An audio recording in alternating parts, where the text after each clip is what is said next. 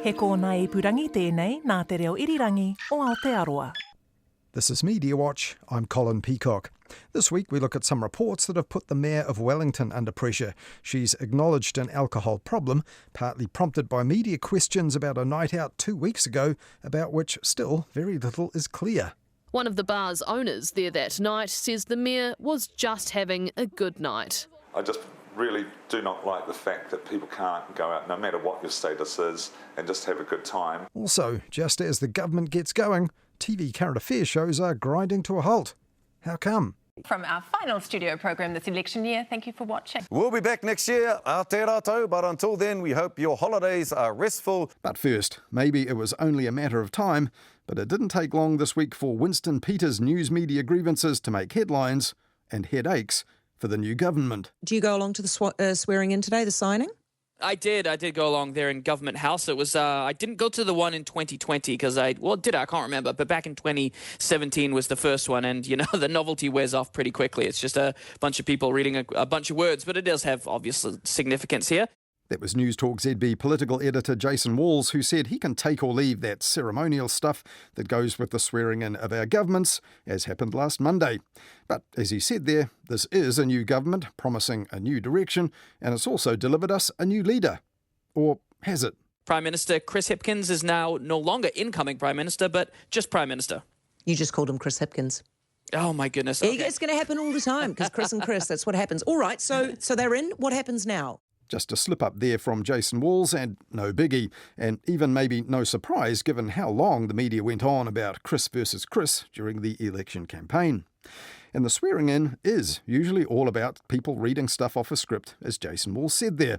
But on Monday, New Zealand First Leader Winston Peters went off script on the news media, guaranteeing himself a spot at the top of the bulletins that night. The new government was sworn in today, but the old Winston Peters turned up, accusing the outgoing government of bribing the media, and he issued an indirect order to state broadcasters to stop using te reo Māori. That was how News Hub at 6 began last Monday, and then there was this about rolling back te reo from Mr Peters. How quickly do you expect government departments and government agencies to act in removing te reo Māori? Speed at which TVNZ and RNZ, which are taxpayer-owned, understand this new message.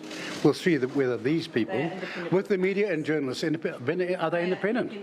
Well, that's not fascinating. I've never seen evidence of that the last 3 years. Now, to some, that nudge was a veiled instruction to state-owned RNZ and TVNZ, something that a cabinet minister is really not supposed to do.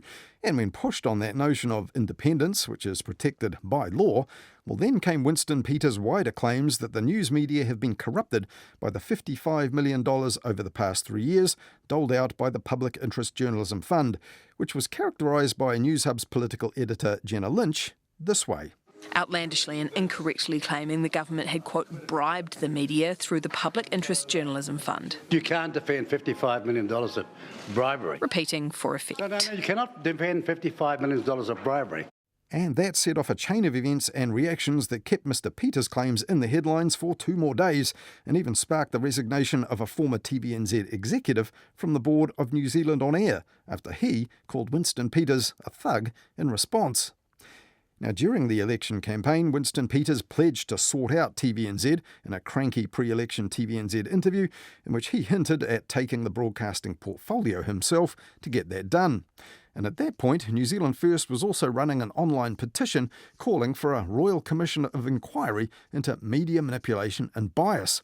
And just after that TV interview, that was inserted into New Zealand First's election manifesto, though it didn't materialise in the actual government coalition agreement, so presumably it wasn't in the end a bottom line. But while Mr Peters' antipathy towards the news media was expected to emerge at some point once he was in government, the Parliamentary Press Gallery really didn't expect it to emerge within 1 hour of day one. And News Hub's Jenna Lynch reckoned it was conduct unbecoming of a Deputy Prime Minister on News Hub at 6 that night. Credit may have been okay for Winston Peters to have a lash at media on the election campaign, but this is something different. He is the Deputy Prime Minister, and this is about democracy. It is also unbecoming of a Deputy Prime Minister to falsely accuse the media of taking bribes from a government, and you can bet your bottom dollar that this particular Deputy Prime Minister and serial litigant Winston Peters would at least threaten to haul someone through the courts if the same baseless accusation was levelled at him. Jenna Lynch and other journalists also pointed out that what Mr Peters claimed would actually be breaking the laws governing the two state-owned broadcasters, and would also be in breach of broadcasting standards overseen by the Broadcasting Standards Authority, which is also backed up by the law, and the broadcaster's own editorial principles. Hayden Donnell ran through how all that unfolded last Wednesday on Midweek Mediawatch, our weekly catch-up with Knights here on RNZ National. And while he was at it, he also pointed out that it wasn't that long ago that National Party politicians, who are now also in power, were also raising questions about the Public Interest Journalism Fund's capacity to corrupt the news in the government's favour. And among them was our newly minted Minister of Broadcasting. So the question was, if a minister or the Prime Minister threatened to actually pull your public interest journalism funding, would you run the story, is the question. 100%. The amount of funding we get is a round of drinks. Thanks for that question. Well, that was TVNZ's Chief Executive Kevin Kenrick telling the National Party's Melissa Lee back in 2021 there was no chance that the small sums on offer from the Public Interest Journalism Fund would skew TVNZ's political coverage. You can hear all that and much more in this week's Midweek Mediawatch if you missed it last Wednesday. It's on the Mediawatch page of the RNZ website, our section of the RNZ app, or you'll find it for free wherever you get your podcasts. Now, this week, Mr Peters, when pressed, didn't offer a single example of the corrupted conduct or journalism that he'd alleged, and neither did most of those who reckoned he might have a point. And after the first Cabinet meeting on Tuesday, which media were invited to attend as a photo opportunity, Mr Peters doubled down to reporters. Before you ask one more question, tell the public what you signed up to get the money. This is called transparency, okay? Appropriate, Mr Luxon. Thank you. On News Talk ZB, political editor Jason Walls told the host Heather Duplessis-Allen this. He's appealing to the conspiracy theorists to believe that the money, the 55 million, was used to buy off the media. Yeah, it's just utter garbage. It doesn't make any sense. But maybe in the spirit of contrarian talkback, Heather Duplessis-Allen decided that the guy who was peddling what she'd just called conspiracy nonsense also had a point about biased reporting. It's just a function of living in Wellington. It's full of public servants and people who all think the same. They all agree furiously with each other over glasses of wine at post-work functions. They're all from the same political class. They all went to university. They mostly all came from middle-class families. Basically do not spend enough time in the South Island and the Upper North Island, which is basically the rest of the real world. T-minus 10 years, that was me, right? I was at those functions. I was living in Wellington. Basically, honestly, I was thinking exactly the same as they do. So apparently all journalists need to do is leave Wellington to cure themselves of wokeness and public service influence. But while Winston Peters didn't make it explicit when he referred darkly to what the Public Interest Journalism Fund recipients had to sign up to, it was nothing to do with that. It was this. That money came with strings attached, right? The most contentious of those strings is taking the money required the media outlet to endorse a particular view of the treaty. Now, that is highly problematic because there isn't just one particular view of the treaty. There are multiple views of the treaty, and so it's wrong to force any media outlet to endorse just one view. That looks bad. Frankly, it is being influenced in editorial content. But the terms of the Public Interest Journalism Fund didn't force the media to endorse a version of the treaty, as Heather Duplessis-Allen said there.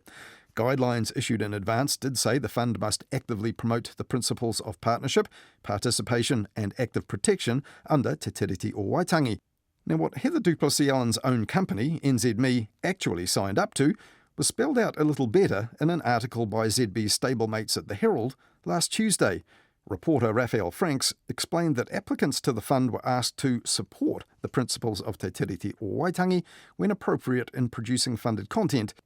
However, a clause specifically requested by NZME acknowledged its absolute editorial independence, like this.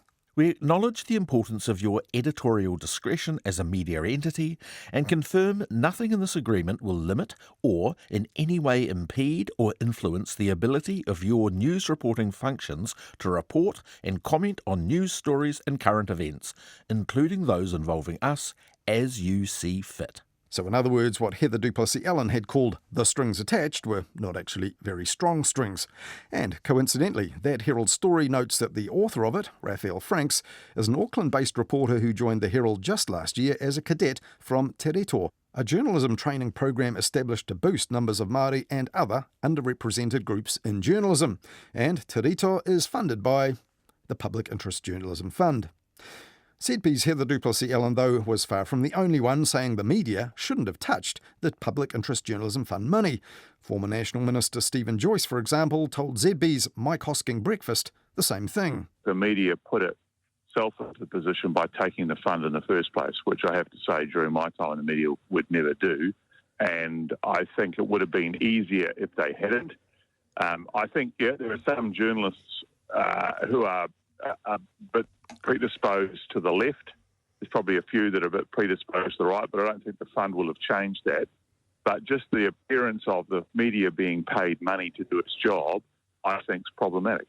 But even in Stephen Joyce's time in a national-led government, the public money paid to media companies for content, the bulk of them privately owned, climbed well above $250 million a year without loud complaints about compromising their ability to bite the political hand that was feeding them.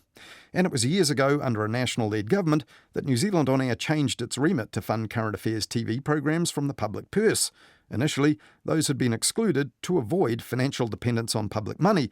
But that changed when the broadcasters just stopped making them, and New Zealand On Air recast political programs like Q&A and The Nation as special interest.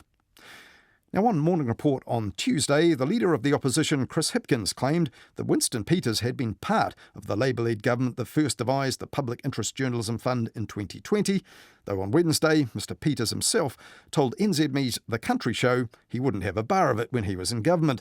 NZME, the company I contract myself to, did get a bit of a handout like most leading media companies. And your point is? My point is, was there any bribery at all? Or was this the government of the day, of which you were a member, I think, under Jacinda Ardern, helping out an industry in need, as we did during COVID times? Well, first of all, there is a statement that you make that is not a fact. What happened was that they came to us when I was Deputy Prime Minister, Grant Robinson did, and wanted to bring this into force. And we were alarmed and said to him, "You've got to be joking. Everybody will accuse us of bribing the media." And New Zealand First Jenny Marcroft, who's now the Under-Secretary for Broadcasting in the new government, told a pre-election debate on the media just last month New Zealand First had opposed it and even stalled it. We know that the Public Interest Journalism Fund became weaponised. $55 million that Minister Jackson put into that. And although I know that he was trying to help support journalism, the industry did not sell it very well and it became weaponised. We stopped it when New Zealand First was in government with Labour because the minister at the time wanted it to go out 8 weeks before the election, and we said that will be used as a bribe for the media. That's how it will go. So we said, no, you can't have that. Other opponents of the Public Interest Journalism Fund were highlighting that perception problem right from the start, especially with reference to the principles of te tiriti being in the mix. Former newspaper editor Carl Dufresne, for example, called it a political project, and writing about the dangers of putting the media on the government's payroll, Graham Adams said any journalist who wanted to revisit dissenting views on the treaty as a partnership would be out of luck. But would they? And would proposals wanting to explore contentious issues like, say, he puapua be considered for Public Interest Journalism Fund funding or deemed to be undermining of te tiriti principles? After the Public Interest Journalism Fund's first funding round, I put that question to its boss, Raewyn Rash. We absolutely want to encourage conversation in this sphere, but we want to ensure that that conversation is fair and that it is actually coming from an understanding of what te tiriti is actually about, so that we're not just getting into a polarised debate where we get into a debate where actually both sides of the story can be told. I don't see why that would be a bad thing.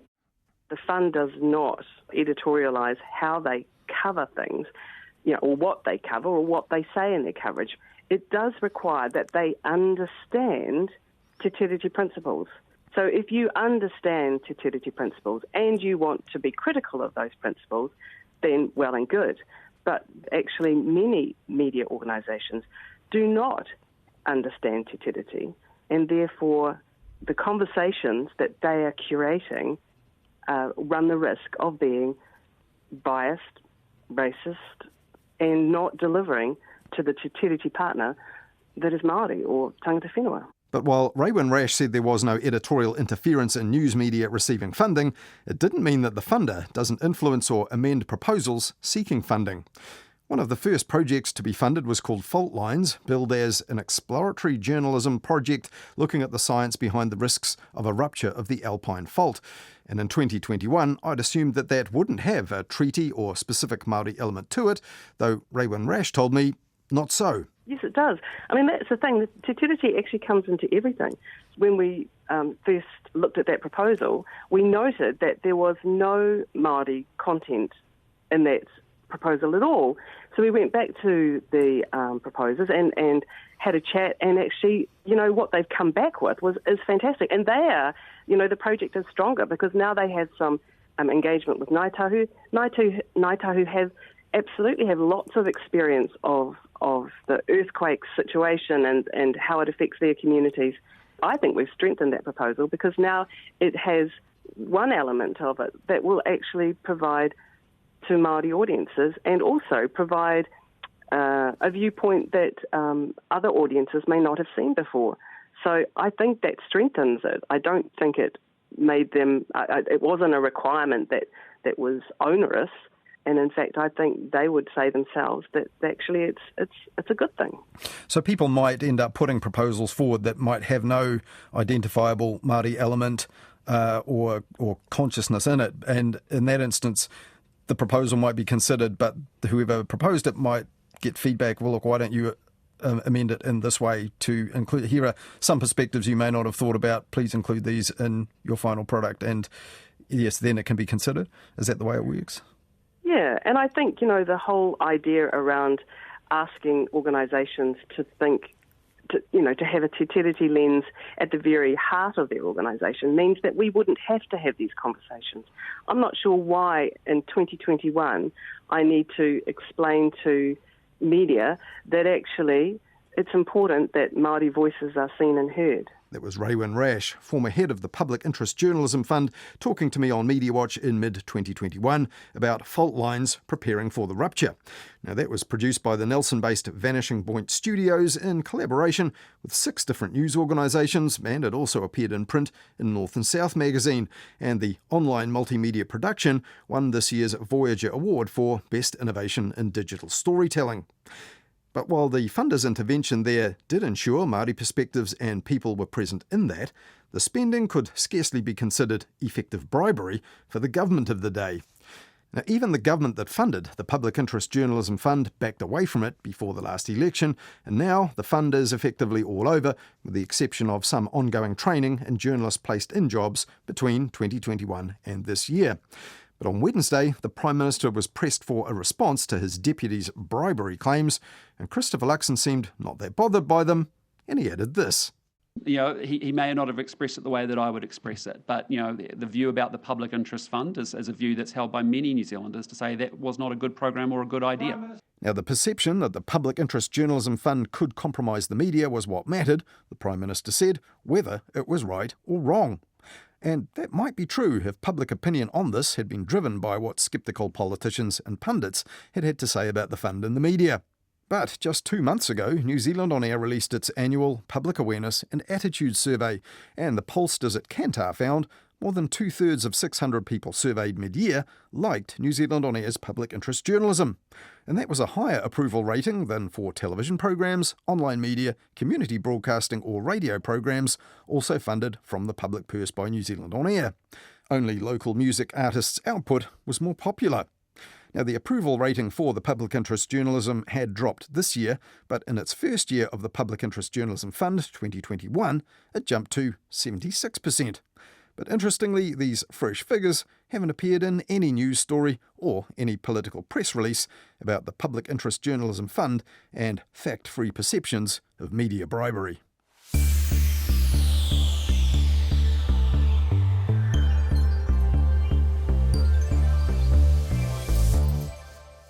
Though Mr. Peters' media problems have been much talked about this week, they're not among the 49 priority points that the government unveiled this week for its first 100 days. But there is a lot there to be debated and understood before the end of this year. Much of it will be unpicking policies and plans put in place previously by Labour, prompting the spin-off's Toby Manhire to call this the Control-Z government. There's also a mini-budget that's been mooted and big job cuts for the public service and a pledge to keep Parliament going until just before Christmas. Plenty then for our TV current affairs shows and politics programmes to get stuck into for the rest of the year, much of which are also funded by public interest journalism these days via New Zealand On Air and Te Mangai Pāho. But the News Hub Nation show on 3 has already tuned out for the year. That is all from us for now, from our final studio program this election year. Thank you for watching. Ngā mihi nui, and we'll see you again next weekend at our famous live Christmas party show. At its annual Christmas party episode this weekend, the News Hub cast, politicians and the pundits chatted, drank and even sang together with the News Hub cameras hovering.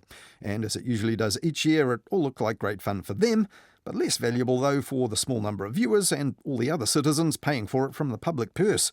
It'll be interesting to know if any members of the government who turned up considered it to be wasteful spending or not. But News Hub Nation's end leaves the field open for their rivals at Q&A at TVNZ, like Jack Tame. However, just so you know, next week is our final show of 2023. Hei te rā wiki. We will see you next Sunday at 9 a.m. And after this weekend, Jack Tame and co aren't back till February. Now, following Q&A on TVNZ1 on Sundays is Marae, a handy forum for debating significant Māori issues for the incoming government, such as, for example, the rollback of the anti-smoking measures. But it turns out that Marae is already off-air and on holiday. Here's host Scotty Morrison winding up their year last Sunday. We'll be back next year, a te rātou, but until then, we hope your holidays are restful and safe. Kia haumaru, ngā manaakitanga hoki o te wā, kia koutou katoa, kia ora tātou. Well, that's nice work if you can get it, on the face of it. But why, at a time of huge political change and activity, are all our main weekly TV current affairs shows vanishing until February at the earliest? Well, the reason for that is that they're all publicly funded on an annual basis by New Zealand On Air for a set number of episodes, usually 38 or 40 for the calendar year. And effectively, that means the shows are rationed.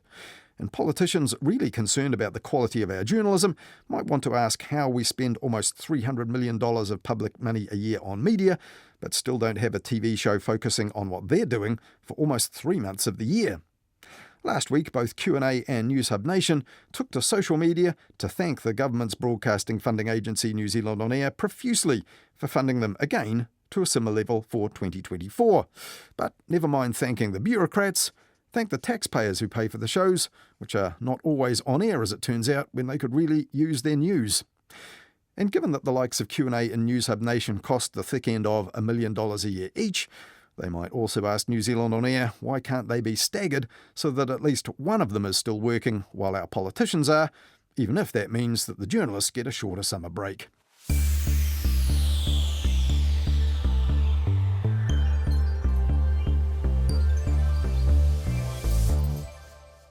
Who wields the power? Well, that's the question on the front page of this weekend's edition of the Wellington paper The Post, which published a ranking of the 50 most powerful people in and around the capital.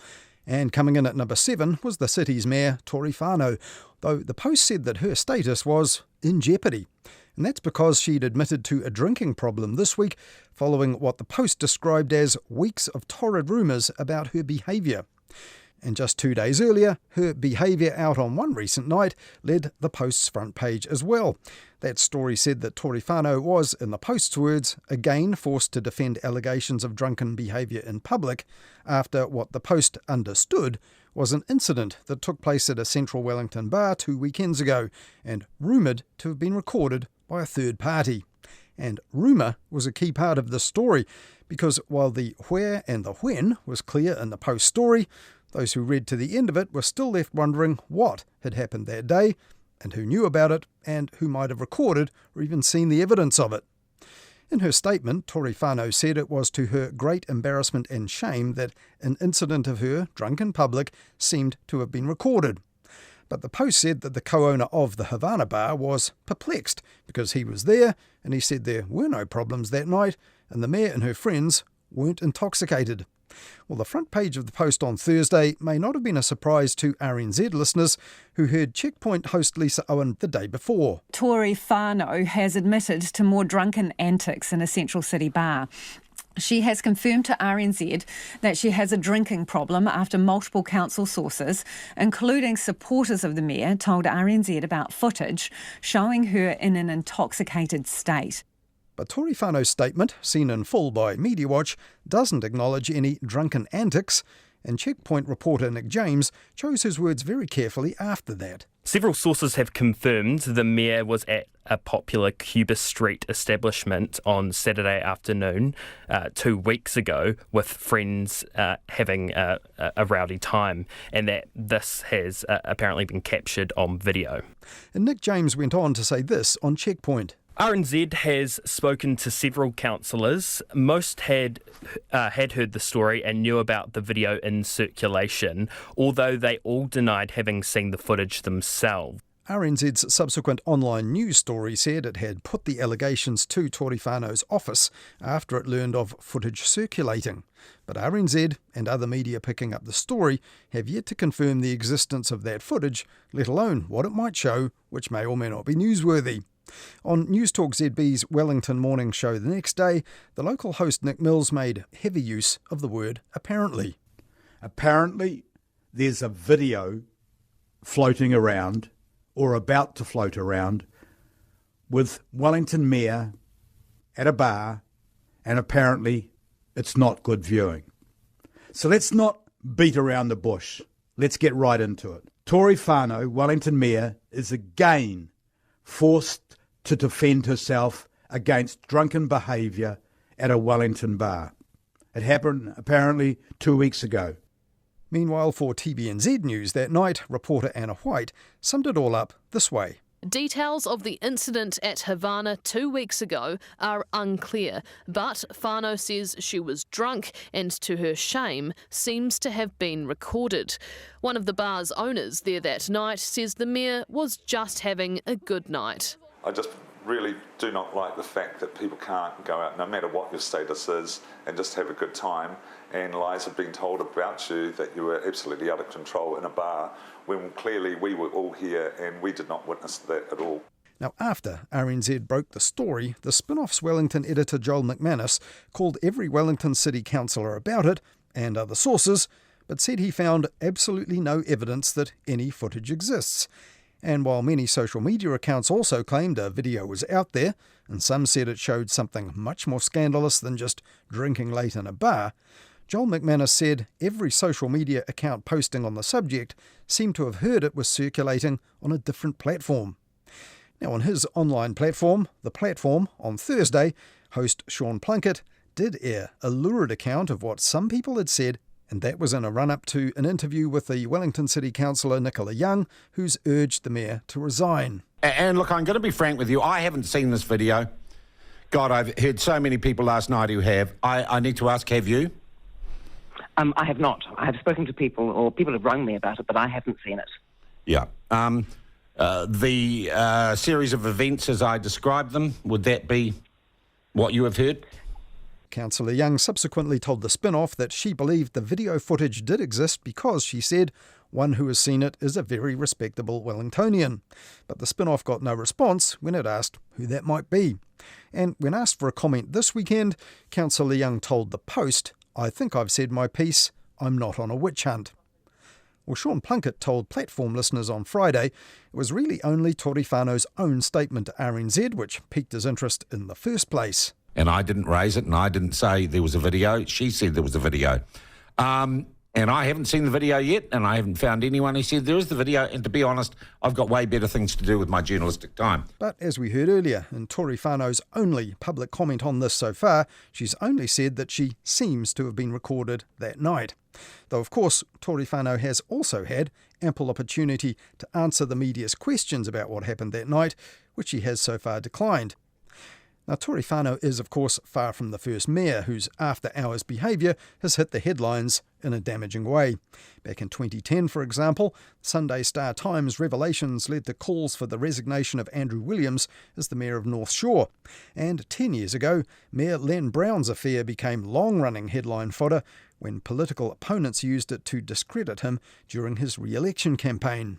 But that affair was confirmed by the other party to it at the time, and Andrew Williams admitted to his behaviour on the North Shore that was reported back in 2010. But while Tory whānau has said she was drunk in public on the 18th of November, no one has put on the record anything other than the rumours about any alleged antics more than 2 weeks after they're alleged to have happened. And, as we heard, the bar owner, who's the only witness who's on the record, has said he saw nothing like what's been reported so far. So what then are the risks of running rumours in the news? For years, several scurrilous rumours about Prime Minister Jacinda Ardern's partner Clark Gayford circulated widely online and in gossip, and in 2018, TVNZ inquiries to police about them prompted an extraordinary statement from the Police Commissioner, saying that it was untrue that the Prime Minister's partner was, or ever had been, under investigation for anything. And several newsrooms got a lawyer's letter after that, reminding them that the rumours were highly defamatory. In 2021, Today FM's new Tova show knew it was flirting with danger a little bit when it did a satirical song about the rumours. We've addressed every single rumour that we've heard. And can I say it's all a parody, which means none of it's true. Yeah. Yay. And it also Allegedly. means you can't do us for defamation. Yay! Allegedly. And in August last year, Clark Gayford received a payment and an apology from NZME Radio after a podcast aired what it called damaging and untrue comments based on rumours about Mr Gayford that were baseless lies. Now, Tory whānau's case is a bit different. A Friday night with a friend became national news 4 months ago. After that, she said she was tipsy, and she said she'd change the way that she socialised in public in Wellington in the future. And this week, Tory whānau has, in her own words, admitted to an alcohol problem, prompting stories and commentary in the media about whether she's really fit for the job of mayor. But while a public figure's performance in a public role and how a public figure behaves in a public place are all legitimate matters of public interest, are the news media running a risk here, reporting the existence of what the Post called torrid rumours without any solid evidence yet that they're actually true? Nicole Moram is a law professor at Victoria University in Wellington and also an editor of the Oxford University Press book, The Law of Privacy in the Media. All public figures retain some degree of privacy in what they do in their private time. There are a few factors here, though, which I think probably put this on the side of the line where you'd say there was a public interest which overrode it. The first one, which you've already alluded to, is it's in a public place. And when you're in a public place, your reasonable expectation of privacy is likely to be diminished. And then when it comes to the public interest, I think this falls into a couple of categories which have been pretty clearly recognised. The first one is the incident raised questions about someone's fitness for public office. And the courts have recognised that lots of times. The second thing that's at issue here is the question of her drinking. It was put into the public domain after the last set of negative publicity. She said that she was moving on from that. And so I think that the second factor that would be at play here would be, has she put that now into the public domain herself by claiming that she's changed her ways? The decisions that we've had would say that this probably falls on the other side of the line. Mainstream media have been careful not to publish the details of what's said to be, the so-called torrid rumours. Torrid was the word used by the Post. So are they then on safe ground, given that they have asked questions about a supposed video, but then no details of something they can't themselves substantiate? So they've got two defences that they can use. One would be truth, that whatever they're saying is true, and the other one would be that there was responsible journalism in the public interest. What's quite interesting about the story is when you look at the RNZ story and some of the other early ones, is that they don't actually say exactly what it is that they're alleging. So in terms of what's the sting of the article, it seems to be that there was some discreditable behaviour at some point in some unnamed place. So that they're so unspecific about the nature of the allegation that I think that proving that they have been responsible in making it is probably going to be relatively easy for them because they haven't said anything in particular. So that's and then the question would be, well, were you responsible in communicating in that? At which point I imagine that they'll say, well, we gave the mayor an opportunity to comment, to refute any allegation, and rather than refute it, she actually confirmed it. And at that point, you probably say that there was enough to be on safe ground and publishing the fact that there was some discreditable conduct, which seemed to be all that was said. So I feel like the story's played out in a slightly odd way. But yes, the mayor made a statement in response to being asked these questions, which did refer to an incident on that night and admitting being drunk at the time. Even if they haven't seen this video, don't really know that she did something truly newsworthy on that night or not. The mayor saying that, well, that's a green light. Was this of the public interest and were they responsible? I think probably that threshold's been crossed, partly because they were unspecific in the way that they reported it, and the mayor confirmed that had taken place. So I think probably, if you're asking that question, then probably that's enough, unless there's some reason why they should have thought that this was particularly unreliable, or there was the person who brought the allegation had a clear grudge to bear. It seems that they probably have done enough. Well, many people, including councillors who have talked about this, they've said they've heard about a video and they've heard about lurid conduct, if I could call it that, by the mayor, which this video may have in it. But anyone who actually airs those claims of what was done, if that's not true or cannot be proven, are they at risk of a defamation claim? I would have thought so.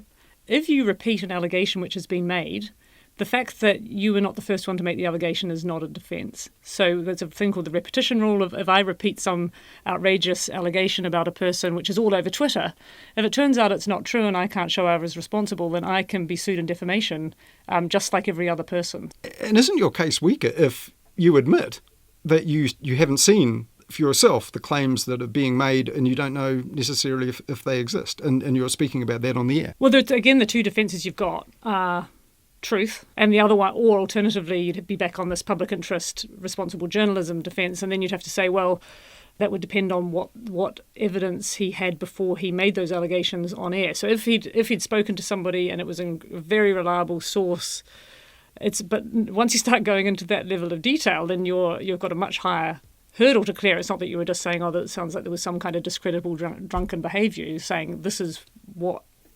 I understood happened. You're in much more dangerous territory in terms of the law of defamation, obviously. And to come back to your original question, the fact that other people have said it first online is not a defence on its own. If you leave a vacuum the way we have in this instance, or the way that we've seen in this instance, people will go to fill it. And I think that's part of what we've seen in the way that the story is played out, that there are people saying, have some of these earlier media stories come out when there wasn't enough evidence to back them up. That's one set of assumptions.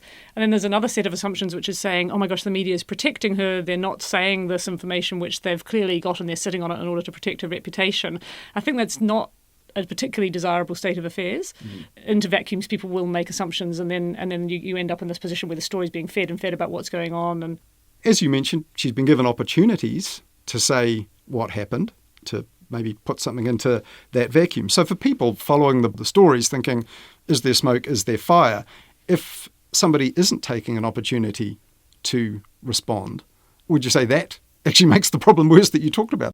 It puts people in a difficult position if they're asked about something for good reason, don't want to respond. Like dignifying it with a response. Exactly. And then you're seeking the denial of everything. Exactly. So you're seeking the denial in order to then justify the story. So I suppose you would have had the option of saying no comment. You know, some people have said, here's someone who's got a health problem and wants to carry on in her job, and that's an important job and won't be made any easier if she's not given space. In fact, Tory whānau appealed to the media for space and understanding. Does that change the picture, the fact that there is, no matter if it's someone who's a public figure who ends up in the middle of a news story, media must take account of that? It's actually quite close to the facts of the leading English decision on this, which has involved Naomi Campbell, who had a drug addiction problem, or drug addiction, and she was seeking treatment at Narcotics Anonymous. And what the court did there was say the media was entitled to correct the false impression she had given quite explicitly that she was not involved in any kind of drug taking. But they said there is a limit about how that publicity is done. So I think that being in the glare of public disapprobation is a very stressful thing for any person. And the courts have tended to have said, that comes with the job, that's a requirement of being accountable. But there are nonetheless some limits to how that's done. And in that particular instance, in the Campbell case, reporting on the details of her Narcotics Anonymous treatment, sending a reporter to photograph her as she arrives at that treatment and left, that was stepping across a line. And in terms of principles, where they've landed is, yes, you can report the information, but it's not complete open season, and that you do need to take into account to some degree the vulnerability of the person when you are making those editorial decisions. That was Nicole Moram, law professor at Victoria University in Wellington, also an editor of the Oxford University Press book called The Law of Privacy and the Media. And we'll be returning to this story on Mediawatch as it develops, as it seems sure to do.